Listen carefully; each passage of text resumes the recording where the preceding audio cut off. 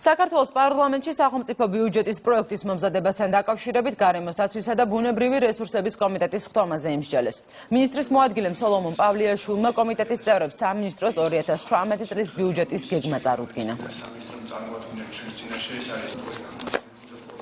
სამინისტრო დგას ახალი გამოწვევების წინაშე, გამომდინარე აქედან ჩვენ დავაყენეთ, რომ პრინციპული საკითხები ეს არის ის, რომ გაიზარდოს ტყისცველების ხელფასი, საშუალო 700 ლარამდე, ასევე რეინჯერების ხელფასი, მიმდინარეობს უამრავი პროექტი დაცული ტერიტორიების სააგენტოში, ამას შეიძლება დამატებით ინსტიტუციები, დამატებით სასწრაფო ერთეულები და ამასთან ერთად კიდევ ვთხოვთ ფინანსურ მხარდაჭერას სამმართველობითაც.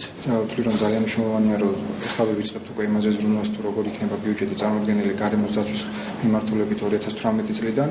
და ხაზგაუსვამდი რომ ჩვენთვის მნიშვნელოვანი და პრიორიტეტულია რომ რამოდენიმე მიმართულება განსაკუთრებით იქნას ორაცაღები, ზედამხედველობა იქნება ეს ტყის რეფორმა, ისევე როგორც განათლებისა და ინფორმაციული სიების დაფინანსება.